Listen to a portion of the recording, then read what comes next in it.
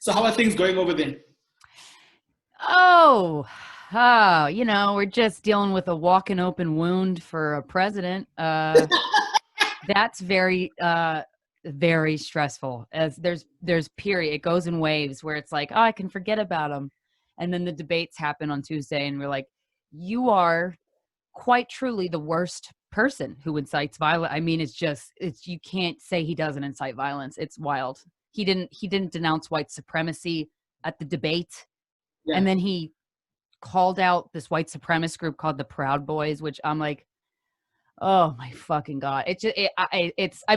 You keep thinking you can't get shocked by the blatant disrespect he has for human regard, but he surprises you. So That's how I am. Oh man, tell us a little bit, because you obviously want to tell South African fans of your podcast, and those that don't know, please tell them what it is. What is your podcast about? So Corinne Fisher is my comedy partner, and we co-host Guys We Fucked, the anti-slut shaming podcast. And it started out 7 years ago when Corinne got dumped by the former love of her life in a Panera Bread. And we had been working together for a few years at that point. And one of our projects was this podcast. And she was like, we should just interview every guy we've ever fucked. And we could do it for a podcast, so there's no video. And we'll just call it Guys We Fucked. And we can, learn more about ourselves through the men who've been inside of us. And I was like, that's a really good idea. And then I added the anti-slut shaming tagline. And it just took off from there. And it's gone through. So I was in a 7-year relationship that began before the podcast started I ended 2 years ago. Was it thanks to the podcast, or was it just natural that it ended? I would say it's a little thanks to the podcast, in that the podcast got me understanding how I actually feel about things. And it made me realize that I was pretending to be okay with certain qualities in a person that I actually wasn't okay with. And it really made me understand childhood trauma, because we kept getting emails from people since the beginning of the show about their sexual assaults, about being molested as a child, about all of the dark parts of sexuality that people don't usually think of when they think of a podcast called Guys We Fucked, but that we cover in depth. And it made me understand that stuff that happens in your childhood can affect you in your adult life, and can cause you to behave in ways that are confusing to you. And instead of hating those parts of yourself and just thinking you're an idiot and you can't change, actually diving into it is painful but beneficial. So it's been quite a journey. I think one of the biggest things is, but I'm sure you know that, is that you bring from your childhood to your adulthood and into relationships is compromise. Somehow you get told, when visitors come, share your bedroom, share your toys. And then if you have siblings, don't be mean to the younger one. And if it's a girl, let your sister in first. I think those little codings in life prepare you to become this adult that has social media, social pressure, television, fiction, romantic novels. Then you have to concoct a persona that you sort of take on when you have a partner. And then by the time the car and the house and the job and the children come, you've already been prepped to become someone who wakes up in the morning and waters the lawn. And and I guess as comics, we see it in a funny way, because we extrapolate pieces of it that we like to put onto the stage. But if you think about it, the tending to the garden, or having a barbecue at the backyard on Sundays, on holidays, and having your parents over, all of that is just conditioning. And you're right, is when you're left face to face with your partner, then you realize that you actually hate them for letting you behave like that, because you almost want to say to them, why don't we start this thing off as ourselves? Wow. That is the best way I have heard how being a kid and going through stuff fucks you up, because you're exactly right with the encoding. You get coded in. It's like, little boys are taught it's okay to be angry. It's not okay to cry. Little girls are taught it's okay to cry, but it's not okay to be angry. And then what you have is half of the population not being comfortable crying, the other half not being comfortable angry, and you're going to explode. So it's like, even just to sort through that swamp of bullshit is, oh my God, there's this, and you go through all of these stages of realizing, wait, what happened when I was a kid? That was coding. Like, exactly like you said, it's such a good way to put it. I've never heard it put that way, but that's exactly what happens, because it almost feels like out of your control, even though you can change it. It's a wild ride. I guess whenever you just this, I feel like this is therapy for me. Whenever whenever you hear stuff about relationships and why relationships end, and then I think it's popular psychology that exploited the theory of commitment phobia. Mm-hmm. But then if you think about the things that bring about that phobia, it's not the last action, which is buying the house or moving in together, having children, or taking on that job that says you're going to be here until forever. Those actions at the end become almost the final straw. It's almost like you keep waiting for someone to rescue you, to say it's okay to be, right? Yes, because you don't understand that you are the only human being in charge for rescuing yourself. And in order to be a good partner and to have a relationship that can be the best it can be, you have to save yourself first and get all that conditioning. And I think it's so rare because romantic movies, television, songs, like they all kind of fetishize this unhealthy version of love. Yes. I was saying to a friend of mine the other time, I was like, when I was in a long-term relationship, I was the most unhappiest because I wasn't myself. But then you can also be in a relationship but think like a single person. And I term the theory or the concept single-minded. Is when you're thinking like a single person, you care. When you're thinking like a person in a relationship, you're expecting someone to care for you. Yeah, which is so not. I mean, you can't. I would never want to date somebody. And this, I didn't realize this until maybe a year ago. So many, at least straight women, because that's what I am, so that's mostly what I know, date men who hate themselves. And you can't really identify it right away, but then it starts to surface. Little bubbles come up and you're like, is that weird? Is that mean? Was that fucked up? And then eventually it just explodes on you, which is what happened in my 7-year relationship. And then you're like, can I even fucking trust myself? I was so in love with this person, truly, for 6.5 of the 7 years. That's a long time. When they were still single-minded, when they did things that they liked because they liked the things and you went into their world, you know? Yep. And I was all too willing of a participant to do that. So it takes two to get sucked in. I just didn't understand what was happening. From a woman's point of view, what are the things that guys do that just show immense insecurity? Oh my God. Where do you begin? Insulting a woman when she doesn't want to fuck you. That's a big one. That honest with you, Kristen, we can go point by point on this one. It's also the coding bullshit that we grew up with. Oh, absolutely. The more women a guy scores, the better he is, the more of a man he is, the more value he has, the more everybody envies him. And the anger that is attached to the entitlement. When you feel like you've made such an effort to get to this point, and then this person is just going to say no to you and not being able to take no for an answer, right? Yes. That's a big red flag. Yes, the entitlement is exactly right too, because thinking you deserve sex and then reacting when a woman turns you down, even if it's in the most respectful way, and I don't give a shit if she's a cunt to you. You fucking get over it. You're a grown man. You're not a little boy. And this isn't the playground. You know, this is a human being. This is not an object. And sexual assault too is like, I almost feel stupid for not. I mean, I don't get mad at myself for it, but it's fascinating how naive I was to how many people all over the world have been sexually assaulted or molested as a kid. And that's the other thing I like. And it's mostly male perpetrators, for the very vast majority are male. And I'm kind of obsessed with figuring out why. And I think there's so many layers to that. A man thinking he deserves a woman's body is one of them. All these little codes that could kind of, depending on who you are as a person and how you are individually, could set off something like that. And no accountability, no transparency. It's just like, oh my God, that's why it's like magnified for so many people. One of the many reasons why it's magnified, that a person is our president who has been accused of rape. I think he has 13 rape allegations against him and says things about women's bodies that he says. It's just, and then that gets voted for. Oh man, it's hard to deal with. I feel like you're doing this for me. I've been electrified this week, specifically from Thursday, and listening to recaps and other people's opinions of the debate, and just everything he embodies is the worst in the human spirit.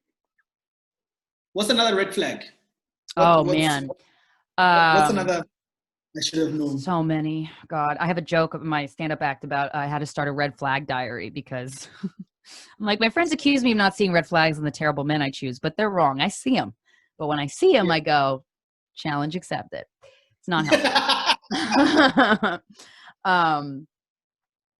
Just anger, temper. I understand that people can have tempers, but if a temper of a guy flares up within the first couple months of meeting that person, that you need to get a hold on that before you even start dating. You know, that means you have more work to do. I wouldn't say it's a red flag if the person isn't in therapy, but I think it's a huge plus if the person is in therapy. Because I think no matter what your deal is, if you're in therapy, to me, that says you give a shit about your behavior. You give a shit about how you affect other people, and you care about having a good relationship with yourself. Do you think that chivalry, right, plays a big part in some sort of borderline misogyny? Does it make sense? That's a great question. I get I'm not pissed. What's the word? Yeah. I roll my eyes sometimes. I find myself rolling my eyes when I haven't had sex in 8 months and I've not gone on any dates. So, you know, it's been a while. But from what I remember, I would roll my eyes at a guy like demanding if we're walking down the sidewalk, for example, like he has to walk on the side where the cars are. I'm not like, fuck you, I'm a badass bitch, you know, I'm not like that, but I'm like, okay. You know, but I don't know. I don't even understand quite yet my relationship to chivalry, because some guys can display it in a way that's really kind and I appreciate. And I'm certainly not one of those. There's so many different types of feminists, I think. And I personally I'm not one of those like, don't hold the door for me, you piece of shit. I'm a woman, you know, like I'm not like that, because I would love if somebody held the door for me, man or woman.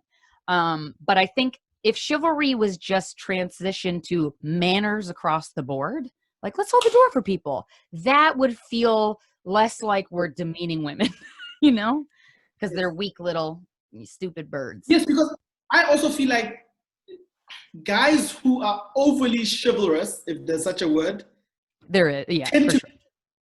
tend to be possessive as well. It's weird. Aren't they the same guys who, when you want to go to the bathroom, say, I'll walk you, and then once you go by yourself, and who is that guy you were talking to? Aren't they the same guys? I've certainly seen some parallels with people who are aggressively chivalrous. That's fucking weird. So that's a red flag. But I have a lot of guy friends that are just like it's just how their dad taught them. And I will say my dad, I love my dad so much. And he was drafted in the military when he was 18. So he was in it for many, many decades. So he has this like idea of manners. And I have an older brother that's my only sibling. And he's 9 years older than me. And when he would just like push me, cause I would be a whining, crazy person to him. Like when he would babysit me, I remember, because I'm talking about it with my therapist, like I would scream at him because I couldn't do that to my parents. And my brother was always like, Nina, I'm not doing anything. Like, what the fuck? Like, and he was rightfully confused. And the second my brother raised his voice at me, which honestly I deserved it, or like pushed me, and I would push him. So I wouldn't call that like he wasn't abusive at all. He was very loving. My dad would freak out in a way. And he's like, you do not raise your voice at your sister. You don't. And she gets everything first. And it felt like, it was almost like he was not intentionally doing this, but like trying to make me like a princess, daddy's girl. And that's so not who I am, even though I love my dad. And I always thought that was interesting. I wasn't allowed to do things that he was allowed to do, my brother, at the same age, because I was a girl. And I would say to my dad, I remember yelling at my dad, like, is this because I'm a girl? And he's like, yep. I'm like, whoa, word? You're just gonna be straight up like that, huh? Wow. Okay. Well, glad we got that cleared up. So. That's funny because he's just like, yeah. Yep, that's it. Yeah. Yeah. Well, he looks at me as more delicate than my brother. I thought of this story about when we were kids, we were maybe 13 years old. This is a funny story. It sounds unbelievable, but it's true. There was this porn VHS tape that was circulating amongst all of us, right? Yeah, tale as old as time. And then we got hold of the tape, then we went to go watch it at my house. And then there was a power outage mid this VHS tape.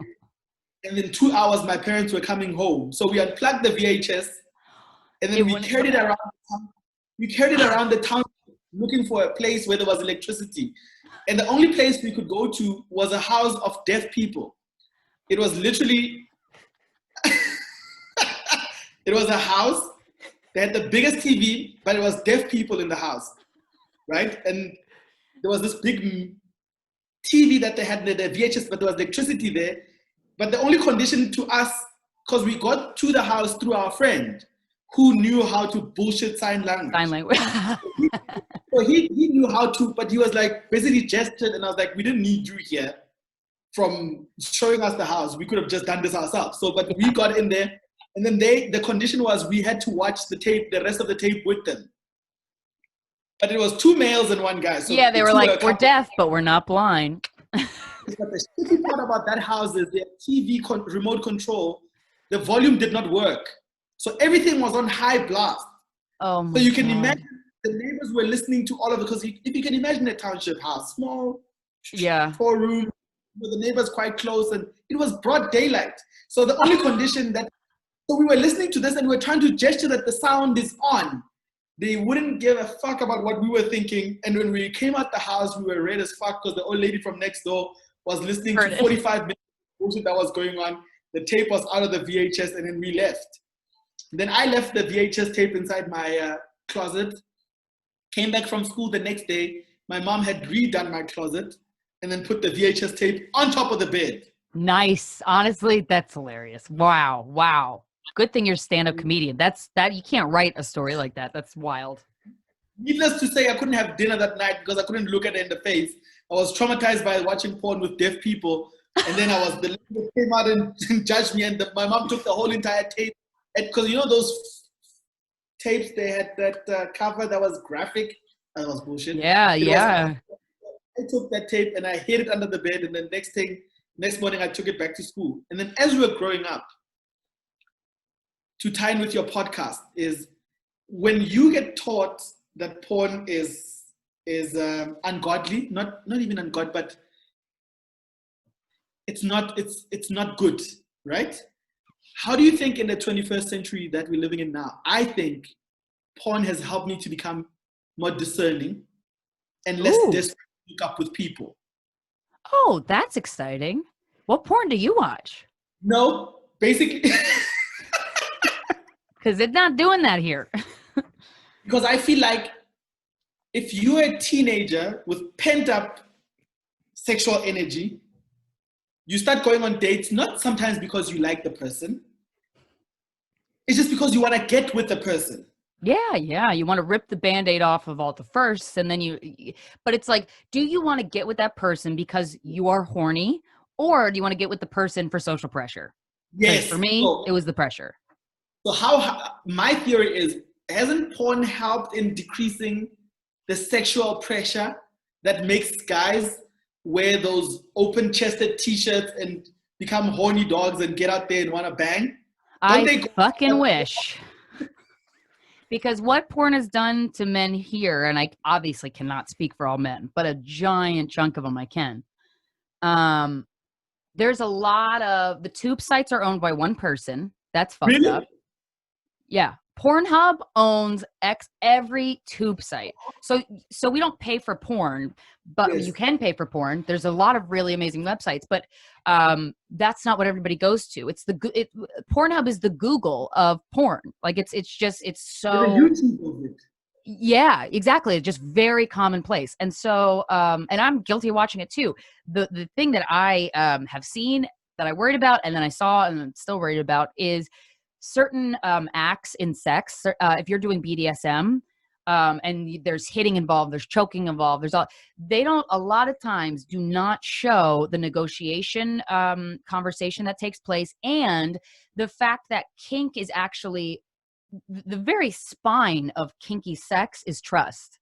So that's why we would, Corinne and I, we had a girl message us saying she wanted to go on a kink site and lose her virginity in that way with like bond. And she was 18 and we're like, I mean, your body, your choice, boo. But I would say, fuck no, don't do that, because you don't trust the person. You have to have established trust with that person. And the people in the kink community, because I've certainly been to a lot of sex clubs where it's kink positive and that's kind of their focus. And it's a wonderful, beautiful place where you can use your imagination. But I think a lot of times men, at least here, don't understand that if a woman is the sub and she's getting the shit, she's getting smacked or whatever it is, she's actually the one in control.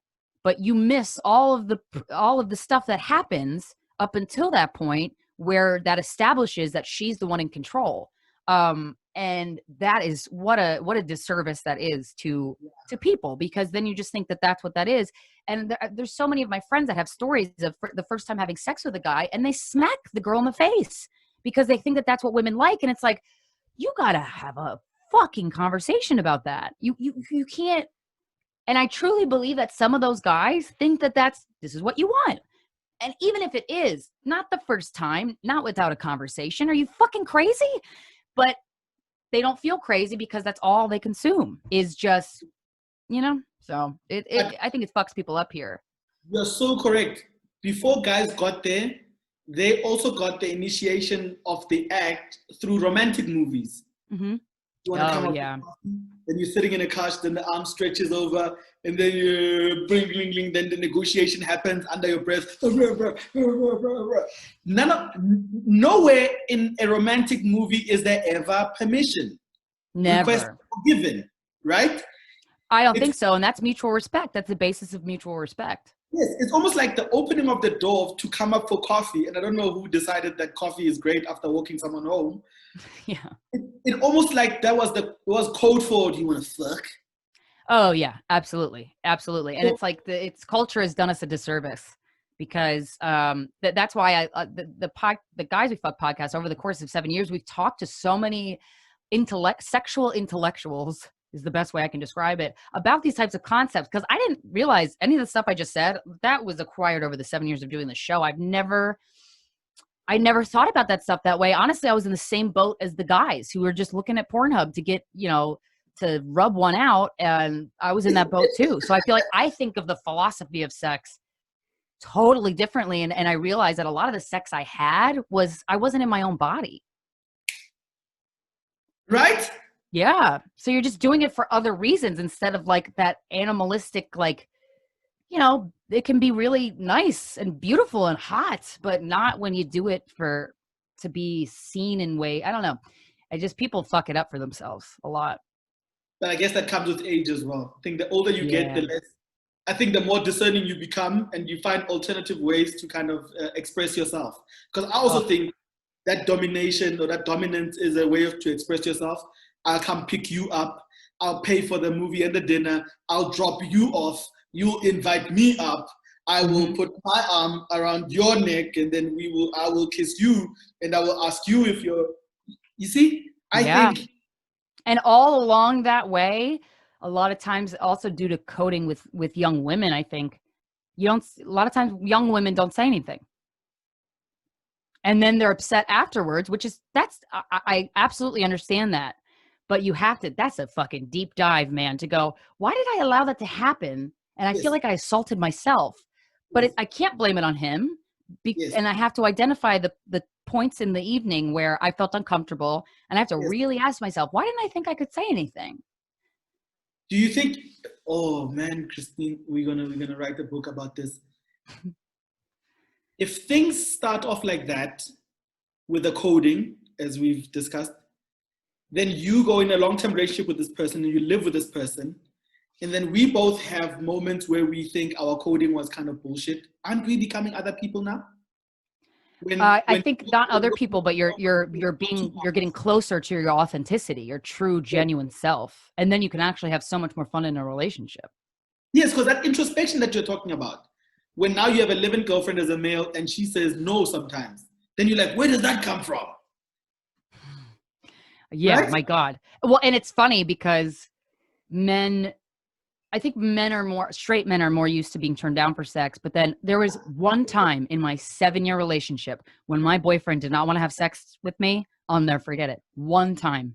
So that to me says, oh, women are never, hardly ever refused sex. And I can only speak for myself.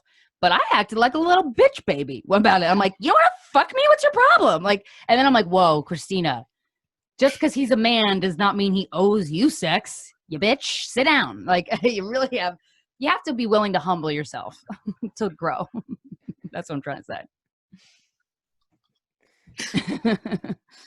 What did you find yourself saying? Were you like, what the fuck? Who do you think? Yeah, I was pissed. And then he said, I don't have to fuck you just because you want me to. And I was like, that's a good point. All right, fine.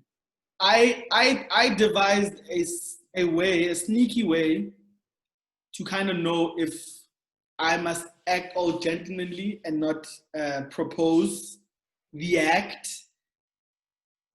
That code has worked for me 90% of the time. Ooh, do tell. Whenever you go to a woman's place, you always do your recon, hit the bathroom, check what kind of underwear is hanging, wet underwear that has been, you know what I'm saying? Like if you see... I've never hung underwear in my bathroom, except period underwear, but that's a little, you know. If you see that, it's time to act like a gentleman. So... Is that a thing they do in South Africa? Hang underwear in the bathroom? It's my old technique. So I'm like, if I know that the chances are slim to none, I act like I'm not here for that. Oh, I see. Yeah. And then I'll hear words like, you know, I love the fact that you were able to come upstairs or come into my place and not even act that way. That was gentlemanly of you. And I'm like, I've done my research.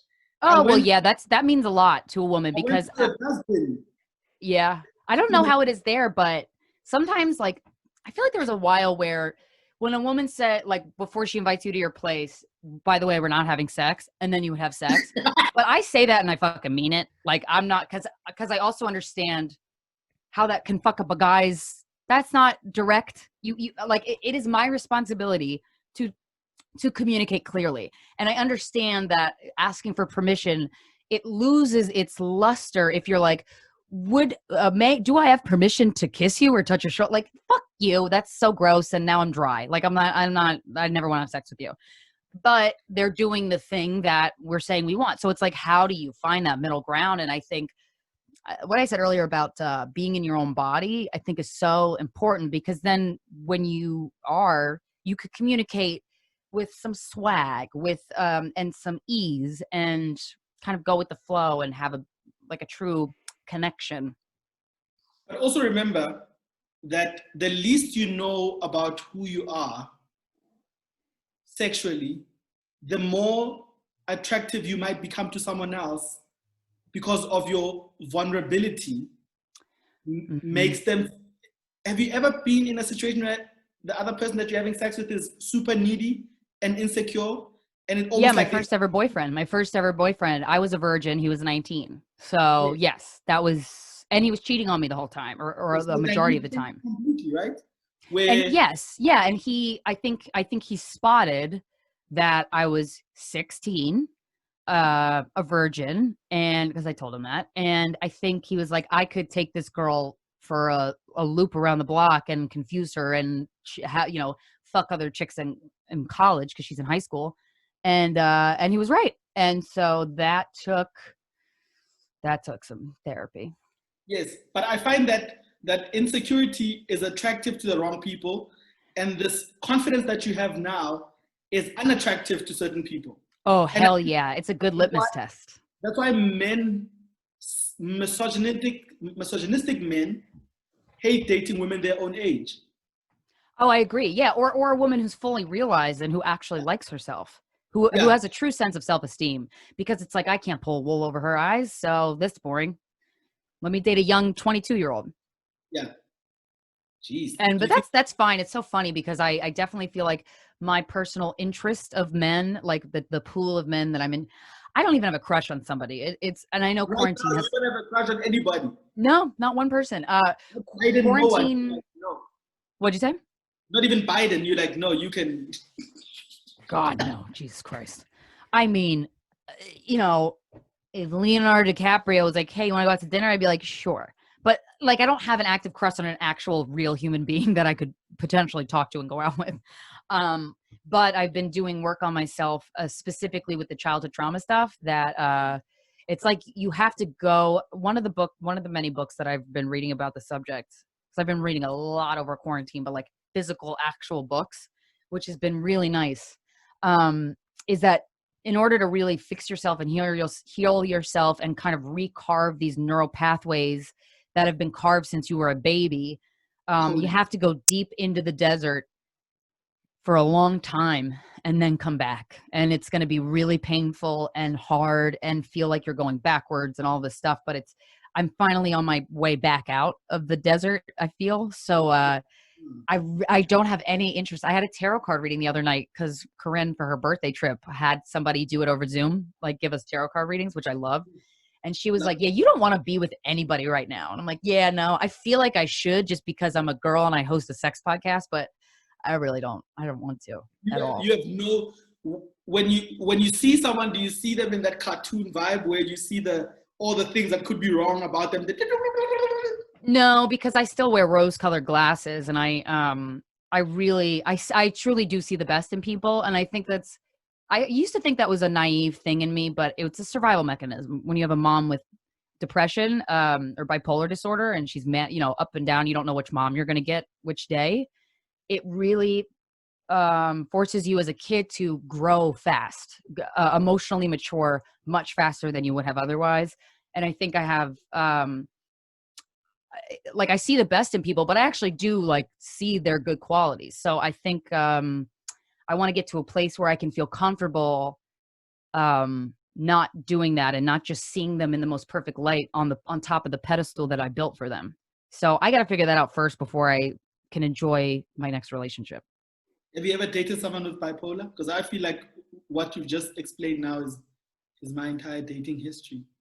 Oh, interesting. Oddly, I haven't, but I have a lot of friends that are bipolar, and I went on a date with one guy, and he told me that he was bipolar, and I was 19 at the time, and I had to deal with suicide attempts from my parents, and it was, I associated bipolar with that, so I was like, I don't want to.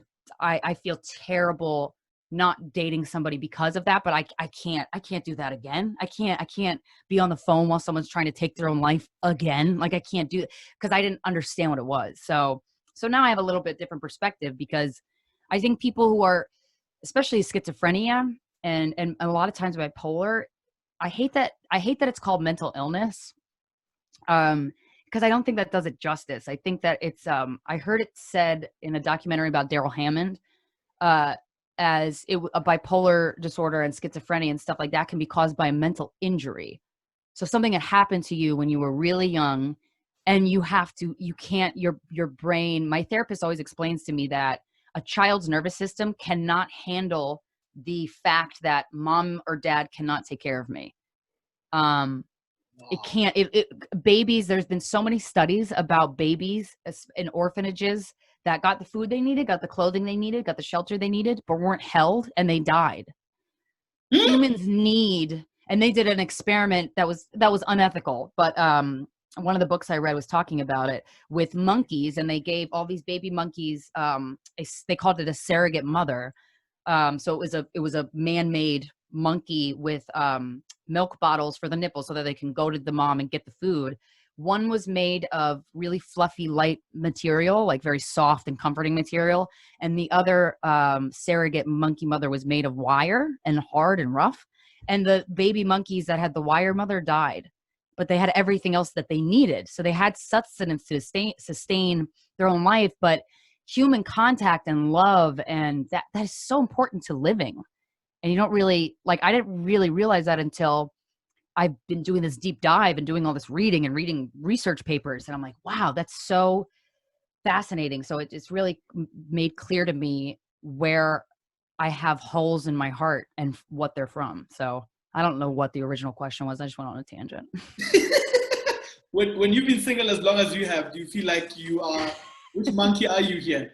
Are you the monkey looking for the soft surrogate, or are you like, the soft? No, the soft for sure. I honestly look at men like ticking time bombs at the moment, and I'm like, well, that's a sign that I'm not ready to date. Because I went on one date over quarantine with this guy who was so handsome, very kind, so just sweet, wonderful guy. But I even told him this. I don't know why this came out of my mouth, but I'm like, I don't know why, but you're like a bomb to me, and I kind of want to stay away from you, and it's not personal, so sorry. And that's a clue that I shouldn't date. And I've been doing a lot of meditating lately, and that's really helpful. And when I have emotions and feelings come up, I ask myself how I feel all throughout the day. My biggest lesson, now that you mentioned that with meditation and reading and spending time with yourself, is learning that everything else is not everyone's fault. Like often you would find if something irritates you, you'd go, why did they do that to me? That is very hard to let go of as you grow older. And I think as comics, we get sucked into that kind of thinking because that's what makes us funny. I know, but you can make fun of yourself for Yes. being like, I make fun of myself for being like that, for being the victim. Cause I certainly had that mindset for a long time. Yes. So when you find someone who has done the deep dive, has done the work, and they don't feel like everything is their fault, right? They're less likely to feel like everything is your fault as well. Because the concept of blame doesn't exist. There's circumstances, and then you are part of the equation. There's the uncalculated risk of something like that happening to you or someone else who might have come before you. Once you do those calculations when you're dealing with someone and you're about to come up with a problem, a solution comes up quicker. That's what I find.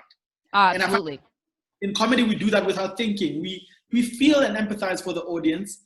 We circumvent topics that we know will make them uncomfortable. We latch on to the ones that we know that we will both enjoy, but us more than them. But they'll leave there thinking, wow, that's something for me to think about. And then we are going to go do some therapy, get to work on yourself, because I'm here doing therapy. But why is that in interpersonal relationships? Why is it that we aren't able to do that? It's a question I've asked myself. Oh, yeah. Well, I think so many people are uncomfortable with the idea of taking responsibility for every single thing that happens to you, every event, every person that comes in your life. And responsibility has nothing to do with blame. Blaming is, that's a slippery slope. I think blaming has a lot of attached to it. And one of the books that I really, really love that changed my thinking, it's called The Tao of Fully Feeling by, I think, Peter Walker. I know the title is The Tao of Fully Feeling. And it's basically how to learn how to, if you suffer from childhood trauma, for example, learn how to get mad at your parent, not to their face, but allow yourself to feel angry. Because when a parent mistreats you as a child, a lot of times it's your body's defense mechanism to not allow you to feel that feeling as a kid because your nervous system can't handle it. And then what you do is when you do grow up and you're fucked up and you're an adult and you go to therapy, you talk about that parent still on a pedestal because that's how you had to do it when you were a child, with not being able to accept that they did these things to you. And then once the therapist goes, that's kind of fucked up, isn't it? I'm like, wait, is it? Oh, fuck. That's a whole year of realizing, oh, fuck. And then there's another year or two of, I feel uncomfortable getting mad at them. And then you got to let yourself get comfortable, not to their face, but like allow yourself, like, what did 5-year-old Krystyna need when her mom was brushing her hair too hard on purpose and taking her anger out on her hair? Like, what did you need? What were you scared of? And you're like, oh my Christ. So it's really like, I should not be near humans right now, or like for a long time. So I'm glad I'm taking this time out. But I think personal responsibility, back to what I was originally saying, will allow you to have an interpersonal relationship where you don't throw the blame around and you actually can comfortably talk about, hey, what you did made me feel this way. I don't know if that's what you intended, but I'd like to just talk to you about that, if that's okay. And you can have that conversation, and it's not as scary as you originally thought it was. You know what I think it, oh yeah, you're so right. I feel the more work I do on myself, the more deep dives I do, the more meditation I do, the more reading and the more talking that I do, and the more being by myself that I do outside of a relationship, the more relationships look like a mess. Don't you feel like therapy to people like us is counterproductive? I Like, said to Corinne the other day, I'm like, wait a second, are relationships for fucked up people? you're like, I'm healing to get wounded again. Yeah, because I'm like, who do I know that's having a good time in one? I don't necessarily, but then you think about, that's why it's the best thing that's ever happened to me doing Guys We Fuck for so many reasons. But one of them is I'm introduced to all these ways of living that I was never taught or shown as a kid. Like you can be married to a person if you want to get married and not live in the same house. What? Like that's fucking wild to me. And I'm like, that sounds like that makes sense. Like a lot of sense. Isn't that being single-minded? It's allowing yourself to have your own space because you're still behaving like a single person, although you're married. Because who said marriage has to come with being in the same place? Right. And it's like you have to be attached. And also like this notion of if a relationship doesn't work, it fails. I don't know if that's in your culture, but in American culture, with all the fucking rom-coms we get shoved up our assholes, if a relationship doesn't work, it's a failure. And that's so not true. That's so not true. A relationship not working is one of the best lessons you can learn about yourself, because if you do have unresolved trauma, it's going to come up in your romantic encounters for sure, because that's the most charged emotion and that's the most charged relationship you can have with another human being, and the closest physically and emotionally in most cases that you would get to another person. Do you have a crazier story that even if you told us now we wouldn't believe you? My ex-boyfriend of 7 years, before he dated me, he dated a famous porn star for 2 years. And I was, especially back then when I was 23, when I started dating him, I've always wanted to be the sexy woman. And I couldn't find it in myself. And this woman, her name's Stoya, because people always want to know who it is. And she doesn't mind if I say it. So it's Stoya, because we ended up interviewing her.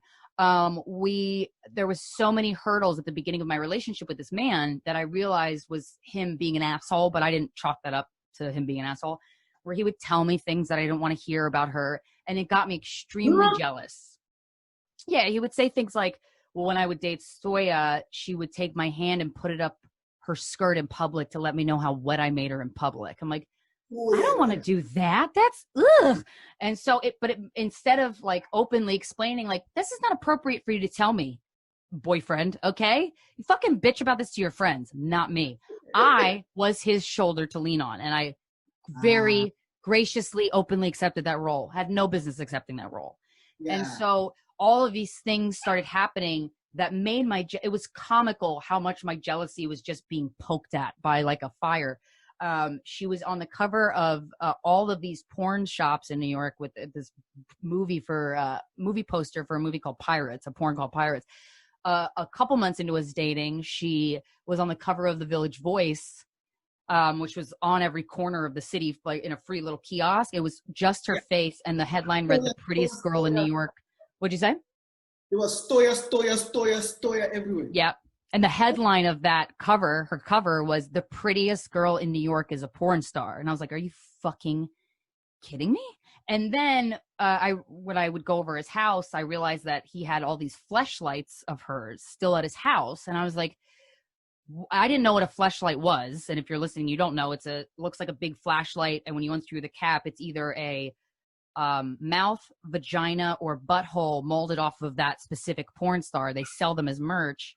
And he had like a shitload of her fake holes in his closet. And I was like, that's disrespectful, right? And he was like, yeah, I guess. And he threw them out. And then fast forward a couple months later, about 8 to 9 months into us dating, we moved in together. Because like I said, we fell in love so hard and so fast. Also, that's New York speed because rent's so expensive. And then we lived together a couple years at that point in this apartment, because I've lived here for 10. And Hurricane Sandy, which was the first, not the first major hurricane to hit New York, but it's very rare that a category 3 or 4 hurricane comes barreling into Manhattan. And that happened while we were living together. I live in the first floor. The unit that I live in is 2 stories. Top floor is the first floor. The bottom floor is in the basement. My boyfriend's office where he worked was in the basement. And when Hurricane Sandy came and it hit, we lost power, which I never experienced. Losing power in the biggest city in the world, it was so bizarre. We lost power. First, the lights were all flickering. We're like, we did not think it was even possible to lose power in Manhattan. We lost power, and then the bottom floor, our basement floor, started flooding. It ended up flooding with 3 feet of sewage water that came up from the toilet in the tub. It truly felt like Armageddon, and we were panicking and running all of our shit upstairs because we didn't even know it was possible to flood. Like, it's Manhattan. You don't associate that with hurricane in the path of a hurricane that way. And so I ended up going in the closet of his office, and I found what I thought was a flashlight, and I unscrewed it, and I realized that it was her butthole. And so I just stood there, in the middle of 3 feet of sewage poop water in my home with hardly any lights on, just my cell phone flashlight, staring into the eye of her butthole as Hurricane Sandy came barreling over us. So, there's one.